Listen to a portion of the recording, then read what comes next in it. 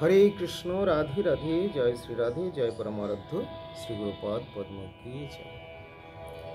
প্রিয় ভক্তবৃন্দ, দর্শক বন্ধু, আজকের আলোচনার প্রারম্ভে সর্বাগ্রে আমি আমার নিত্য জীবনদাতা পরমারাধ্য শ্রী গুরুপদ পদ্ম অসংখ্য প্রণতি নিবেদন করি ও তৎপরে সকল সাধু সন্ত গুরু বৈষ্ণব শ্রীপদ পদ্ম প্রণতি জ্ঞাপন করে আপনাদের সকলকেই আমি আমার আন্তরিক প্রীতি শুভেচ্ছা এবং পূজ্য পদ পদ্মে প্রণতি জ্ঞাপন করে আজকের আলোচনায় অংশগ্রহণ করব। আলোচনার প্রারম্ভে পুনরায় আমি আমার ইষ্টদেবগণের শ্রীপদ পদ্মে প্রণতি জ্ঞাপন করে বৈষ্ণবরাজ শিব শম্ভু, ভক্তরাজ বৈষ্ণবরাজ, ভগবদ অভিন্ন বিগ্রহ বৈষ্ণবরাজ শিব শম্ভু তথা শিবজির শ্রীপাদ পদ্মে শ্রীচরণে আমি পুনঃ পুনঃ অসংখ্য ষষ্টাঙ্গ দণ্ডবোধ প্রণতি নিবেদন করি এবং শিবজিরও কৃপা ভিক্ষা করি। আজকে হচ্ছে শিব চতুর্দশী, শিবরাত্রি। শিবরাত্রি বা শিব চতুর্দশী দুটি মতেই রয়েছে, পালিত হচ্ছে। গতকালও হয়েছে, অনেকেই করেছেন এবং আজকেও অনেকেই করছেন। এবং আজকের মতটি হলো বৈষ্ণবী মত বা বৈষ্ণবদের সিদ্ধান্ত। তো কোনো ভক্ত হয়তো আমাকে প্রশ্ন করেছিলেন, কেউ জানতে চেয়েছিলেন যে মহারাজ, এই যে ব্রতের দিনক্ষণগুলো অনেক সময় দেখা যায় যে পৃথক পৃথকভাবে হচ্ছে, কেন? তো এক কথায় এগুলোর উত্তর দেওয়া একটু মুশকিল আছে। দেখবেন বিভিন্ন সময় বিভিন্নভাবে পরিবর্তিত হয়ে যায়। যেমন শ্রীকৃষ্ণ জন্মাষ্টমী আগের দিনে অনেকেই পালন করছেন, পরের দিনে অনেকেই করছেন। একটা হয়তো স্মার্ত মতে রয়েছে, আরেকটি হয়তো বৈষ্ণব মতে রয়েছে। এই একটি দিক গেল। এবং এছাড়াও আবার শুদ্ধা বিদ্যার কথা রয়েছে। একাদশীর সময়ে হয়তো সূর্যোদয় যে সময় হচ্ছে, সূর্যোদয়ের 1 ঘন্টা 36 মিনিট পূর্বে যে ব্রহ্ম মুহূর্ত রয়েছে, তার মধ্যে কোনো স্পর্শ করছে বা স্পর্শ করছে না, এগুলো বিচার করে করা হয়। তো প্রথমত বলি যে এই সমস্ত বিচার তো আমরা করি না, আমি বিচার করতে এগুলো জানিও না। এগুলো জ্যোতিষশাস্ত্র, জ্যোতির্বিদ যারা করেছেন, যারা জানেন, তারাই পারবেন। এগুলোর একটা হিসেব নিকেশের ব্যাপার থাকে। আমরা হয়তো চেষ্টা করলে পারবো কি না সেটা পৃথক, কিন্তু আমরা পঞ্জিকা ফলো করি। এই যে পঞ্জিকার মধ্যে দেওয়া রয়েছে, দেখুন, হিসেব বা গণনা তারা করেছেন, তারা আলাদা। পণ্ডিতরা রয়েছেন, ভক্ত পণ্ডিত, বৈষ্ণব পণ্ডিত তারা রয়েছেন, তারা গণনা করেছেন, আমরা সেটা ফলো করি। দেখুন, এখানে দেওয়া আছে শিবরাত্রির ব্রতের পারণ সময় দেওয়া আছে। তো পারণের সময় আগামীকাল দেওয়া আছে 9টা 51 মিনিটের মধ্যে। আজকে আমরা ব্রত পালন করছি। এরপরে কোনটা বিদ্যা, কোনটা শুদ্ধা, কোথায় কি কারণ, কোনটা কি মতে হচ্ছে, তাছাড়া আবার সিদ্ধান্ত, যারা পঞ্জিকা প্রকাশ করেন বা যারা গণনা করেন, সেই সমস্ত সিদ্ধান্তের মধ্যে আবার 2টি মত দেখা যায়। সূর্য সিদ্ধান্ত, চন্দ্র সিদ্ধান্ত, এরকম বলেন। বিভিন্ন স্থানে সূর্যোদয় অনুসারে, যেমন ভারতের যখন দিন, অন্য কোনো দেশে হয়তো রাত্রি, অথচ সূর্যোদয়ের উপরে গণনার পরে তারপরে আমাদের অন্যান্যগুলো বিচার করা হয় বা সেই অনুসারে আমাদের হয়তো পঞ্জিকাকরণ ইত্যাদি হয়ে থাকে। তার জন্য বিভিন্ন রকম কারণে কিন্তু ভেদাভেদগুলো থাকে। এখন আমরা কোনটা গ্রহণ করব, এটা হচ্ছে আমাদের একটা প্রশ্ন। যাতে আমরা বিভ্রান্ত না হই, তার জন্য ভগবান সৃষ্টি করেছেন কি না, ভগবান আমাদের জন্য গুরু প্রেরণ করেছেন। ভগবানের, দেখুন ভগবান কত বড়, ভগবান তো অনেক বড়, ভগবান বিরাট। ভগবান এত বড় যে লোকে মনে করে যে পৃথিবীটা বড় না সূর্যটা বড়, এরকমও নয়। অনন্ত কোটি অনন্ত কোটি কোটি কোটি কোটি কোটি অনন্ত কোটি সূর্য, চন্দ্র, গ্রহ, নক্ষত্র যার চরণ ধূলি থেকে প্রকাশিত হচ্ছে, তাহলে সেই তিনি কত বড় বস্তু। না তাকে কেউ মাপতে পারেন, না তাকে কেউ বলতে পারেন, না বর্ণন করতে পারেন, কিন্তু সেই প্রভুর নাম হলো করুণাময়, কৃপাময়। তাই সেই প্রভু নিজেই কৃপা করে তার অনন্ত রূপ থাকা সত্ত্বেও, অনন্ত লীলা, অনন্ত নাম, অনন্ত গুণ, অনন্ত পরিকর পার্শ্বদ ভক্তবৃন্দ সব থাকা সত্ত্বেও তিনি কিন্তু সীমিত হয়েছেন। মানে মন্দিরে মন্দিরে ছোট্ট আকারে ধরা দিয়েছেন। কোথাও তিনি গোবিন্দদেব রয়েছেন, কোথাও রাধা মাধব রয়েছেন, কোথাও গোপীনাথ রয়েছেন, এবং কোনো ভক্তের কাছে বনমালীজি রূপে রয়েছেন। মোদীয় পরমারাধ্য শ্রী গুরুপাদ পদ্মের কাছে ছোট্ট বিগ্রহ ভগবান ওই বিশাল অনন্ত ব্রহ্মাণ্ডের নাথ, তিনি ছোট্ট আকারে ধরা দিয়ে বনমালী রূপে পূজিত হচ্ছে। সেই বনমালী হলেন কৃষ্ণ, গোপাল, গোবিন্দ। তার আরেকটি নাম হচ্ছে শ্রী চৈতন্য। যখন তিনি কলিকালে আসছেন সেই গোবিন্দ, তখন তিনি চৈতন্য নাম ধারণ করছেন। এখানে সেই গোবিন্দ তার লীলা কিন্তু ভিন্ন রূপে করলেন, ভক্ত রূপে করলেন। এবং ভক্তরূপে যখন তিনি জীবকুলকে শিক্ষা দেবেন, তখন সন্ন্যাস গ্রহণ করছেন ভগবান হয়েও। দেখুন ভগবানের কত রকমের লীলা। এবং তিনি মায়াপুরে আবির্ভূত হবেন ফাল্গুনী পূর্ণিমায়। আমাদেরও সময় আসছে ফাল্গুনী পূর্ণিমা। এবারে তার আবির্ভাবের দিনটি হচ্ছে 25শে মার্চ, 11ই চৈত্র। এই দিন হলো সোমবার, গৌর আবির্ভাব তিথি বলে ওই দিন উপবাস। এবং পরের দিন হচ্ছে মঙ্গলবার, 26শে চৈত্র, 12ই চৈত্র, 26শে মার্চ। এই দিন হলো জগন্নাথ মিশ্রের আনন্দ উৎসব, মানে জগন্নাথ দেবের পুত্র হয়েছে কে? মহাপ্রভু। তো এই জন্যে সেখানে আনন্দ উৎসব হয়ে থাকে, দোল উৎসব। আর এই দোলে মহাপ্রভু আবির্ভূত হবেন বলে আপনারা জানেন যে গঙ্গা দেবী আবির্ভূত হচ্ছেন, অবতরণ করছেন।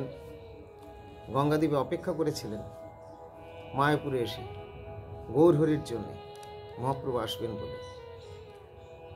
গঙ্গা দেবী যখন ভূমি অবতরণ করেন, সুন্দর প্রসঙ্গ রয়েছে, বৃহৎ প্রসঙ্গ রয়েছে। আমি সংক্ষেপে একটু টাচ দিয়ে কিছু কথা বলবো মাত্র। তখন কোথায় তিনি নামবেন জায়গা খুঁজে পাচ্ছিলেন না, তার এত তীব্র গতি। এই জন্যে সেরকম কে আছে? তখন শিবজি এগিয়ে এসেছিলেন। শিবজি ধারণ করেছিলেন তার মস্তকে, জটার মধ্যে। এবং শিবজি এই গঙ্গা দেবীকে ধারণ করে জগতের কৃপার ব্যবস্থা তিনি করেছিলেন। সেই গঙ্গা দেবী হচ্ছেন ভগবানের শ্রীচরণ থেকে প্রকাশিত। তাহলে ভগবানের শ্রীচরণ থেকে বা শ্রীচরণামৃত প্রকাশিত হলেন, এবং সেই চরণ থেকে প্রকাশিত গঙ্গা যিনি শিরে ধারণ করলেন, তিনি হলেন শম্ভু, শিবজি। আচ্ছা বলুন তো তাহলে এবারে কে বড়? শিবজি বড় না গোবিন্দ বড়? যুক্তিতর্কের খাতিরে দুজনকেই বড় বলা যায়। অর্থাৎ আপনি যদি গোবিন্দকে বড় বলেন, আমি বলবো শিবজি বড়। আপনি যদি শিবজিকে বড় বলেন, আমি বলবো গোবিন্দ বড়। দুদিক থেকেই দুরকমভাবে এটাকে বর্ণন করে বলা যায়। এরপরে আসবো আমরা শাস্ত্রের আলোচনায়। সিদ্ধান্ত কি বলছে? সিদ্ধান্ত কি বলছে? অনেকেই শিবজির পুজো করেন। আমি যেভাবে বললাম বড় বলবো, সেটা কিভাবে বলবো আমারটা আগে বলে দিই। আমি ভক্ত বুদ্ধিতে বলবো। যেমন বাবা মা ছেলেকে বড় করে, ছেলেকে মাথায় নেয়, কাঁধে নেয়, মাথাতে বসায়, পায়ে চুম্বন করে, পিতাই তো বড়। কিন্তু পিতা এইভাবে দেখায়। সেরকম জগতের পিতাকে গোবিন্দ, তিনি দেখাচ্ছেন শিবজি আমার অত্যন্ত প্রিয় পাত্র। কোথাও বা শিবের পুজোও তিনি করছেন, হতে পারে লোক শিক্ষার জন্যে, যে শিবজিকে তোমরা মান্য করো, শিবজির সম্মান করো। তো আজকে শিব চতুর্দশী, শিবরাত্রি, শিব চতুর্দশী পালন করা হচ্ছে। গতকালই শিব চতুর্দশী ব্রত শুরু হয়েছে, পালন করেছেন অনেকে। এবং বিশুদ্ধ বৈষ্ণব যে মত, সেই মত অনুসারে আমাদের আজকে এই শিব চতুর্দশী ব্রতের উপবাসটি আজকে আমাদের পালিত হয়েছে বা হচ্ছে। অনেকেই পালন করেছেন, আমিও যথাসাধ্য করেছি। না, আমি সম্পূর্ণ উপবাস এখন আর করি না, আগে হয়তো করেছি, শৈশবে করেছি। শৈশবে কেন, বাল্যাবস্থাতেও করেছি। সারাদিনই হয়তো নির্জলা ছিলাম। শিবজি আমার খুব প্রিয় ছিলেন, কিন্তু আমি গোপালেরও সেবা আগে করেছি। তো শিবজি খুবই প্রিয় ছিলেন, শিবজির উপসাদি করেছি। প্রার্থনা অনেক সময় অনেক রকমভাবে কৃপা প্রার্থনা করেছি। শিবজি সেরকমভাবে কৃপাও করেছেন, তিনি সাড়াও দিয়েছেন, তার করুণা উপলব্ধি করেছি। এখন তো আমরা বৃন্দাবনে যাই, ব্রজধামে দেখি যে হ্যাঁ রোজ গোবর্ধন পরিক্রমা চলছে, দণ্ডি বা দণ্ডবোধ প্রণাম, সাষ্টাঙ্গ দণ্ডবোধ। কিন্তু তখনও আমরা প্রায় 2 কিলোমিটার দূরে হয়তো ওই দণ্ডি বা দণ্ডবোধ প্রণাম দিয়েছিলাম। তখন কিন্তু আমি আমার শ্রীগুরু পাদপদ্মের দর্শন পাইনি। সে অনেক আগের কথা, হয়তো আজ থেকে বছর 40 আগে বা আরও কিছু আগে। তো শিবজি তখন আমার গুরুর কার্য করেছেন। এবং শিবজির কৃপা হয়েছে। তিনি হলেন আদিগুরু, তিনি হলেন জগৎগুরু। শুভ শ্রী শিবরাত্রি, শিব চতুর্দশীর আপনাদেরকে অনেক অনেক শুভেচ্ছা। আর সেই সাথে আপনাদের প্রতি আরও আমার বিশেষ আন্তরিক প্রীতি শুভেচ্ছা আবার জ্ঞাপন করি। আপনারা হয়তো অনেকেই জানেন বা জানান বা আমাকে হয়তো হোয়াটসঅ্যাপে এতে মেসেজ দিচ্ছেন যে মহারাজ শুভ জন্মদিন বা হ্যাপি বার্থডে ইত্যাদি। আগেও হয়তো অনেকেই দিয়েছেন। তো ফেসবুকের ডেট অনুসারে হয়তো আলাদা, ফেসবুকে আমার জন্ম তারিখটা আলাদাই রয়েছে। আসলে ফেসবুকের জন্ম পরে, আমার যখন জন্ম হয় তখন ফেসবুকের জন্ম ছিল না। এখন ফেসবুকের জন্মের পরে হয়তো সেখানে একটা কিছু স্কুল কলেজের ডেট অফ বার্থ যা থাকে সেই অনুসারে হয়তো হয়েছে। মূলত সেটা আমার জন্মদিন নয়। জন্ম বলতে আমাদের আবার কি, এখন দেহের সৃষ্টিদের যে এসেছে তার একটা দিন অবশ্যই ধরা হয়। তবে সেই দিনটা যদি ধরতে হয় তাহলে ওই দিনটা ছিল আমার এই দিনে, অর্থাৎ শিবরাত্রি বা শিব চতুর্দশীর দিনে। তো সেই হিসেবে ভক্তবৃন্দ হয়তো অনেকেই জ্ঞাপন করছেন শুভেচ্ছা। কেউ বলছেন মহারাজ কেক নিয়ে যাব, কেক কাটবো। আমি বললাম না না, এই কেক দেওয়া বা কিছু এগুলো আমার খুব একটা অভিপ্রেত, আমার খুব একটা পছন্দের নয়। তবে আমি পছন্দ করি, আজকে শিবরাত্রি, শিব চতুর্দশী ব্রত আপনারা করেছেন। শিবজি সবচেয়ে বেশি পছন্দ করেন হরিনাম। আর আমাকে যদি কারো কিছু দেওয়ার ইচ্ছে থাকে আপনারা হরিনাম দেবেন। আমার জন্য যদি একমালাও হরিনাম করেন, 108ও যদি নাম জপ করেন, পুরো গৌরাঙ্গের সুখবিধান হবে, আমিও ধন্য হব। অন্য কিছু আর লাগবে না। হরে কৃষ্ণ, জয় রাধে, ওম নমঃ শিবায় নমঃ, জয় বৈষ্ণবরাজ, শিব শম্ভু কি জয়। এই সমস্ত কমেন্ট করুন, আমি ধন্য, আমি খুশি। আসুন এখন আমরা শিবরাত্রি বা শিবতত্ত্ব বা শিব চতুর্দশী যেহেতু আমাদের, এই জন্যে শিব তত্ত্ব সম্বন্ধে কিছু কথা আমরা শ্রবণ করি। গুণাবতার শিব সদাশিবের অংশ। সদাশিব ভগবত তত্ত্ব এবং শিব হলেন ভক্ত তত্ত্ব। তাহলে শিব হলেন মূলত দুই প্রকার। যেটা আমরা এই জগতে বেশি বলে থাকি, বেশি প্রচলিত, এটা হচ্ছে গুণাবতার শিব। আর ভক্ত বৈষ্ণবরা যারা আরাধনা করেন তিনি হচ্ছেন সদাশিব। এখন সদাশিব আর গুণাবতার শিব। সদাশিব হচ্ছেন ঈশ্বর তত্ত্ব, ইনি ভগবানের সঙ্গে নিত্য সঙ্গী রূপে ভগবানের লীলাতে রয়েছেন।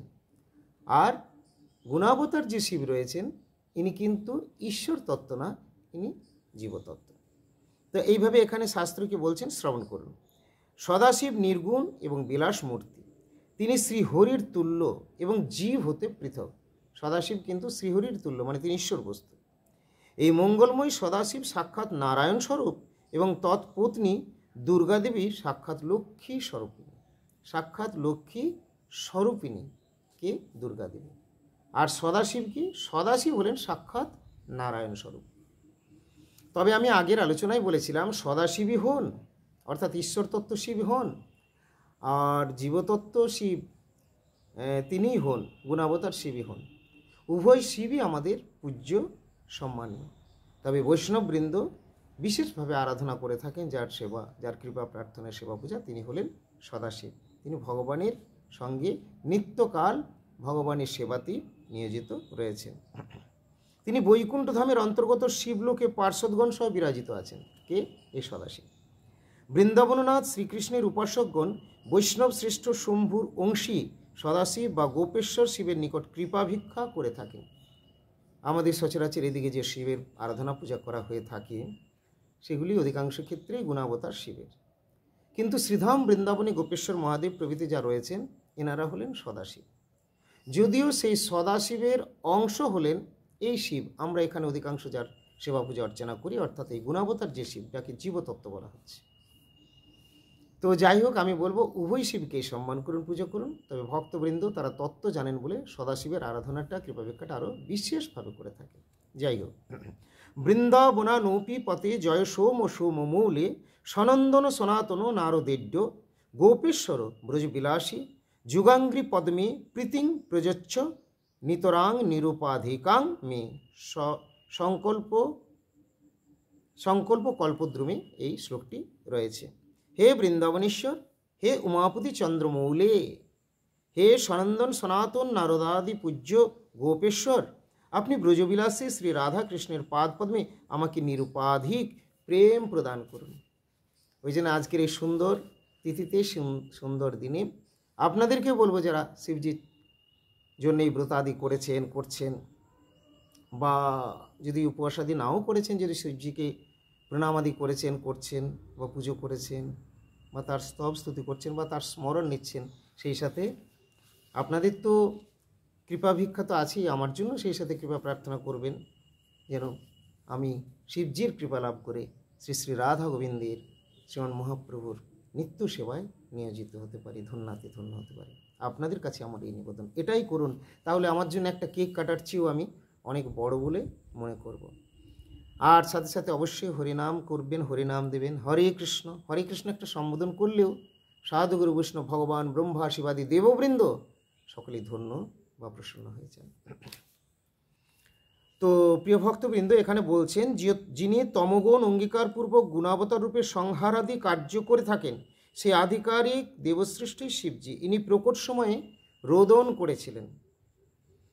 করেছিলেন বলে তার একটি নাম রুদ্র। শিবজির একটি নাম হলো রুদ্র, প্রকট সময়ে রোদন করার জন্য তার একটি নাম হলো রুদ্র। এই রুদ্র বলতে গিয়ে আরও একটি কথা মনে পড়ে গেল, যেহেতু এই শিবজির এই দিনে, অর্থাৎ এই শিব চতুর্দশীতে বা শিবরাত্রির দিনে ভগবতীর ইচ্ছায় হয়তো জন্ম, এই জন্যে তারা নাম রেখেছিলেন আবার আরেকটি নাম ছোট্টের মধ্যে, যেটা হলো রুদ্র।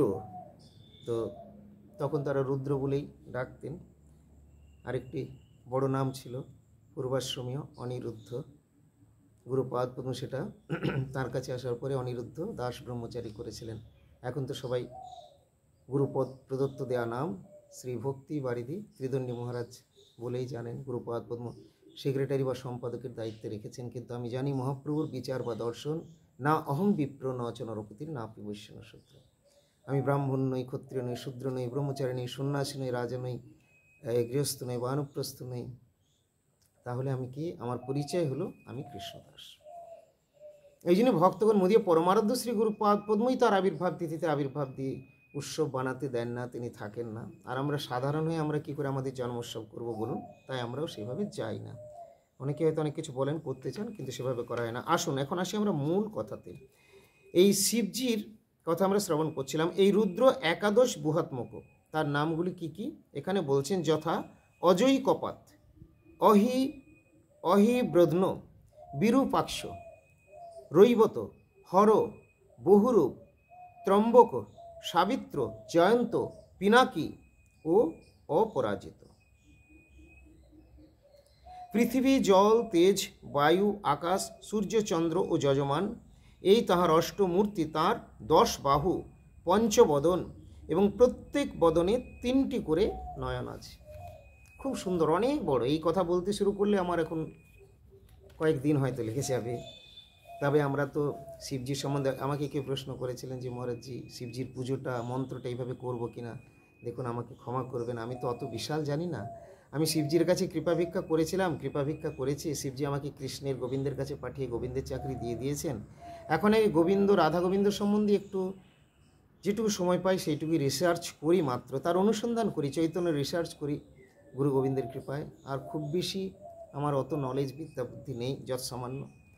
আপনাদের কাছ থেকে প্রার্থনা করব, আশীর্বাদ করবেন যেন আমি গুরুবানুগত্যে গুরুনিষ্ঠ হয়ে মহাপ্রভুর আচরিত প্রচারিত ধর্ম নিয়ে এবং বৈষ্ণবরাজ শিব শম্ভুর কৃপা ভিক্ষা করে তারও কৃপা দৃষ্টি নিয়ে যেন হরিনাম মুখে সকলের সুখ বিধান করে রাধা গোবিন্দের নিত্য সেবা লাভ করে ধন্য হতে পারে। তো অনেক কথা বলার ছিল, সময় সংক্ষেপ অতিক্রান্ত হয়েছে, তাই আর বেশি সময় নেব না। তাই আজকের দিনে বলবো, শিবজির পূজা অর্চনা দিয়ে আপনারা অনেকেই করছেন বা করবেন, এখনও রয়েছে। আগামীকাল তো পারণ রয়েছে, এই শিবরাত্রির পারণ 9:51 মধ্যে আপনাদের পারণের সময়টা আমি বললাম। তো যারা আজকে করেছেন আর কি, তাদের জন্যে পুজো অর্চন স্তবস্তুতি যারা করেছেন ভালো কথা, কিন্তু যারা দিতে ভুলে গেছেন তারা অবশ্যই শিবজির জন্য অনেক অনেক করে হরিনাম দেবেন। যারা হরিনাম করেছেন তারা নির্বন্ধ হরিনাম আরও বাড়াবেন। আর আমার জন্য যদি মনে করেন, সব অনেকে অনেক কিছু পাঠাচ্ছিলেন, কেউ বলছেন মহারাজ এটা সেটা, তো সেরকমই যদি ভাবেন তাহলে আমার জন্যও কিন্তু 1 মালা হরে নাম অবশ্যই রাখবেন। যারা একেবারেই পারবেন না তারা অন্তত লিখবেন হরে কৃষ্ণ, জয় রাধে। তো আজকের আলোচনায় এখানে আমি বিরতি দিচ্ছি। ভালো থাকুন সকলে, দেখা হবে আবার পরবর্তী পোস্টে। আজকে এই আলোচনার সাথে বলবো, যারা এখন আমাদের চ্যানেলটি সাবস্ক্রাইব করেননি তারা চ্যানেলটি সাবস্ক্রাইব করে আমাদের সঙ্গে যুক্ত থাকুন আর নিয়মিত দেখতে থাকুন আমাদের পারমার্থিক দিব্য মধুর প্রসঙ্গগুলি। বলুন জয় শিব শম্ভু কি জয়, জয় বৈষ্ণবরাজ শ্রী শম্ভু ভোলানাথ জিউ কি জয়, জয় সপরিকর গুরু গৌরাঙ্গ রাধা গোবিন্দ বনমালী জিউ কি জয়, নিতাই গৌর প্রেমানন্দে হরি হরি बोल, राधे राधे।